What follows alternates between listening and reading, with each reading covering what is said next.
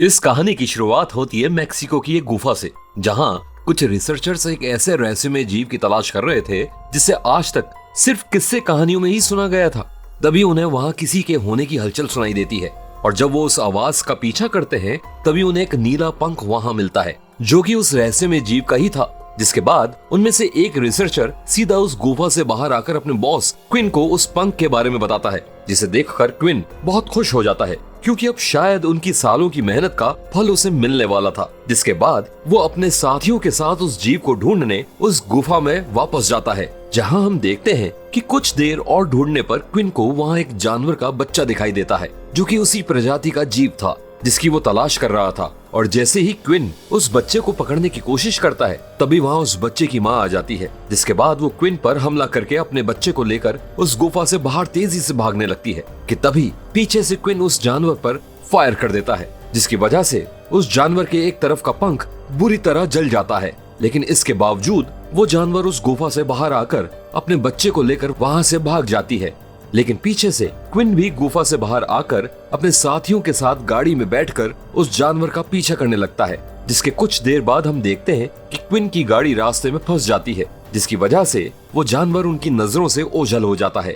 इसी बीच वो जानवर रोड से जाते हुए एक अनजान कार से टकरा जाता है, जिसकी वजह से वो और भी जख्मी हो जाता है। लेकिन अब क्योंकि क्विन अपने साथियों के साथ अब भी उसका पीछा कर रहा था, इसलिए वो जानवर अपने बच्चे को बचाने के लिए उसे वहीं छोड़कर क्विन का ध्यान अपनी तरफ आकर्षित करके उन सभी लोगों को अपने बच्चे से दूर ले जाती है, जिसके बाद वो बच्चा एकदम अकेला हो जाता है। इसके बाद कहानी हमें ले जाती है अमेरिका के एक शहर कैंसस सिटी में, जहां हम मिलते हैं एलेक्स नाम के एक लड़के से जो कि अपनी माँ के साथ रहता है। लेकिन वो पिछले कुछ समय से काफी दुखी है क्योंकि हाल ही में उसने अपने पिता को कैंसर के कारण खोया है। इसके बाद उसकी माँ उसे बताती है कि क्यों ना वो अपने दादाजी से मिलने कुछ दिन के लिए मेक्सिको होकर आए, जिससे कि उसका मन भी उदास नहीं रहेगा। हालांकि पहले तो एलेक्स वहां जाने से मना कर देता है, लेकिन अपनी माँ के समझाने पर वो जाने के लिए मान जाता है। इसके बाद एलेक्स अकेले ही मेक्सिको के लिए निकल जाता है क्योंकि उसकी माँ काम के चलते उसके साथ नहीं जा सकती थी। अब कुछ समय बाद एलेक्स मेक्सिको को पहुंचता है, जहां उसे लेने उसके दादा चावा आते हैं, जो कि अपने जमाने में बहुत ही मशहूर लूचा लिब्रे रेसलर हुआ करते थे। इसके बाद हम देखते हैं कि एलेक्स के दादाजी बार बार एलेक्स से बातचीत करने की कोशिश कर रहे थे, लेकिन एलेक्स अपने दादाजी से खुलकर बात नहीं कर पा रहा था। अब थोड़ी ही देर बाद एलेक्स घर पहुंच जाता है, जहां वो अपने छोटे भाई मीमो से मिलता है, जिसे बिल्कुल इंग्लिश नहीं आती थी और वो सिर्फ स्पेनिश में ही बात करता था। और इसी बहाने से अब एलेक्स के पास भी अपनी स्पेनिश सुधारने का मौका आ गया था। इसके बाद एलेक्स अपनी बड़ी बहन लूना से मिलता है, जो कि मीमो की तरह नहीं थी क्योंकि उसे इंग्लिश बोलना अच्छे तरह आता था। इसके बाद वो सब मिलकर अपने दादा की पुरानी रेसलिंग फाइट्स देखते हैं और तब एलेक्स को पता चलता है कि उसके दादा भी कभी बहुत अच्छे रेसलर हुआ करते थे। लेकिन एक बार ऐसी ही किसी फाइट में उन्हें सिर पर काफी गहरी चोट लग गई और इसी वजह से उन्हें रेसलिंग को छोड़ना पड़ा। दूसरी तरफ हम देखते हैं कि क्विन को, जो कि अभी भी उसी जीव के पीछे पड़ा हुआ था, तभी वहां क्विन से मिलने उसी कंपनी का एक इन्वेस्टर आता है, जो कि उसे उस जीव के बारे में पूछता है। और तब हमें पता चलता है कि उस जीव का नाम चुपा काब्रा है और उसकी कंपनी ने क्विन को वहां इसलिए भेजा है क्योंकि चुपा काब्रा के खून में कुछ ऐसी चीजें पाई जाती हैं जिससे कि किसी भी बीमारी को ठीक किया जा सकता है। इसलिए क्विन को वहां चुपा काब्रा को पकड़ने के लिए भेजा गया था। उधर एलेक्स पूरा दिन अपने दादा के साथ बिताकर रात को उस घर में सो जाता है। तभी रात में एलेक्स को कुछ आवाज सुनाई देती है और जैसे ही वो उठकर देखता है तो उसे रात के अंधेरे में उसे अपने दादाजी कहीं जाते हुए दिखाई देते हैं। जिसके बाद एलेक्स भी उनका पीछा करने का फैसला करता है और तभी घर से बाहर आकर उसे झाड़ियों में कुछ अजीब सी आवाज आती है और तभी एलेक्स वहां उसी चुपा काब्रा को देखता है, जो कि कहानी की शुरुआत में अपनी माँ से बिछड़ गया था। लेकिन उस जीव को देखकर एलेक्स बहुत डर जाता है और जोर जोर से चिल्लाने लगता है। जिसके बाद वहां घर के सभी लोग आ जाते हैं और वो उन सबको बताता है कि उसने चुपा काब्रा को वहां देखा है। लेकिन तब उसकी बात वहां कोई नहीं मानता क्योंकि मेक्सिको के ज्यादातर लोग चुपा काब्रा की असलियत को सच नहीं मानते थे। इसके बाद अगले दिन की सुबह होती है और जैसे ही एलेक्स नींद से जागता है तभी वो देखता है कि वही जीव उसके ऊपर ही बैठा हुआ है, जिसकी वजह से एलेक्स बहुत डर जाता है और एलेक्स को चिल्लाते हुए देख वो जीव भी वहां से डरकर भाग जाता है। इसके बाद एलेक्स कुछ देर बैठकर अपनी बहन लूना से बात करता है और तभी पीछे से मीमो आकर उन्हें बताता है कि दादाजी घर से कहीं चले गए हैं।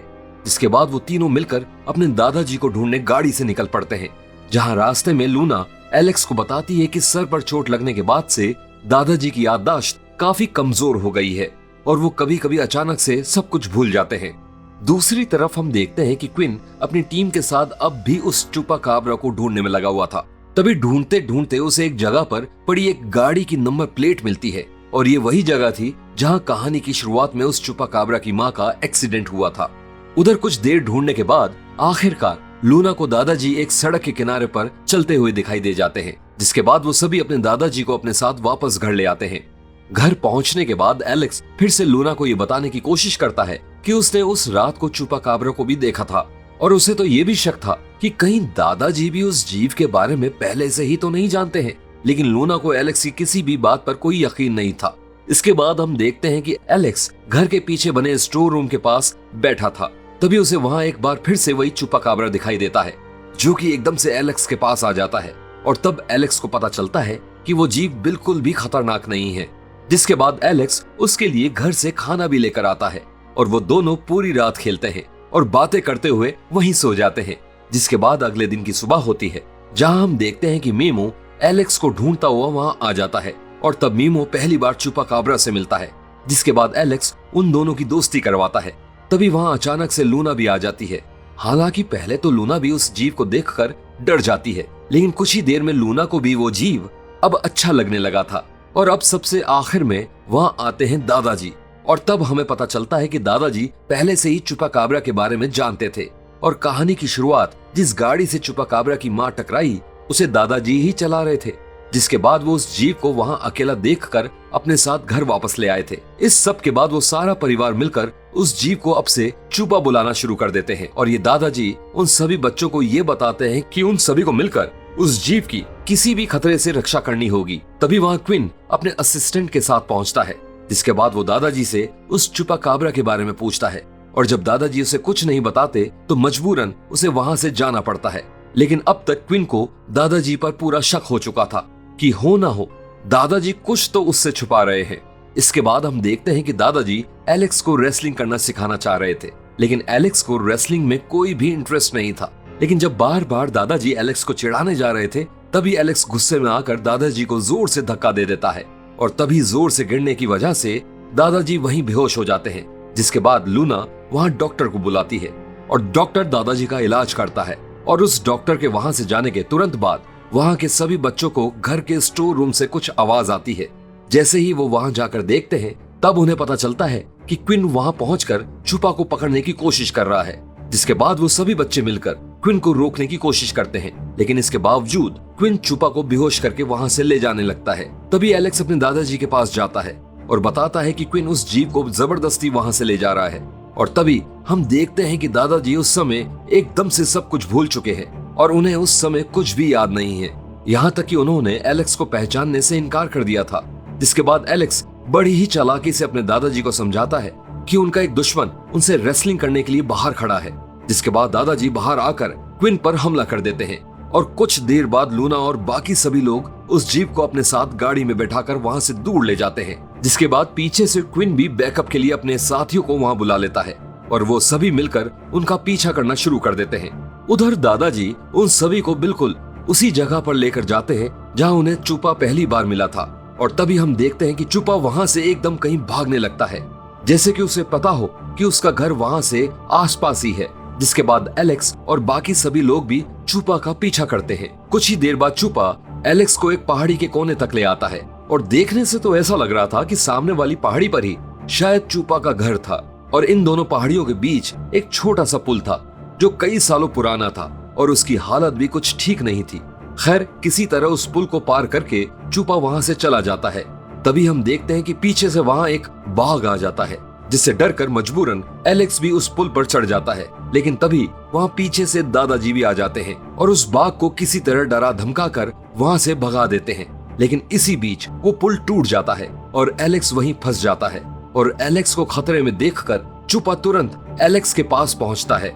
लेकिन जब तक चुपा वहां पहुंचता है वो पुल टूट जाता है और चुपा और एलेक्स दोनों तेजी से नीचे गिरने लगते हैं और तब पहली बार चुपा अपने पंखों का इस्तेमाल करता है और किसी तरह एलेक्स को बचाकर ऊपर पहाड़ी पर ले आता है। लेकिन तभी एकदम से वहां क्विन पहुंच जाता है और सीधा चुपा को ट्रैंक्विलाइजर बेहोश कर देता है। जिसके बाद वो एक हथियार के दम पर चूपा को उन सब के सामने से वहां से ले जाता है। और ये सब देखकर एलेक्स बहुत दुखी हो जाता है क्योंकि वो चूपा को बचा नहीं पाया था। लेकिन जब क्विन चूपा को अपनी गाड़ी में बैठाकर कुछ दूर गया ही था कि वहां एकदम से कई सारे बड़े बड़े चुपा काबरास आ जाते हैं और क्विन की गाड़ी पर चारों तरफ से हमला कर देते हैं। जिसके बाद क्विन अपनी गाड़ी से उतर जाता है और उन सब के सामने चूपा को मारने की धमकी देता है। इतने में वहां पीछे से दादाजी आ जाते हैं और क्विन को पकड़ लेते हैं, जिसकी वजह से चूपा बच जाता है और अपने परिवार से जाकर मिलता है। कहानी के अंत में हम देखते हैं कि एलेक्स चूपा को एक आखिरी अलविदा करता है, जिसके बाद चूपा अपने परिवार के साथ वहां से उड़ जाता है। और कुछ दिनों बाद एलेक्स भी अपने भाई बहनों और दादाजी को अलविदा कहकर अपने घर यानी कैंसस सिटी के लिए वहां से निकल जाता है। और ये जितना भी समय एलेक्स ने अपने दादाजी के घर बिताया था, वो सारा समय उसकी जिंदगी का अभी तक का सबसे अच्छा समय था। तो ये थी चुपा फिल्म की सारी कहानी। आपको ये कहानी कैसी लगी हमें कमेंट्स में जरूर बताइएगा।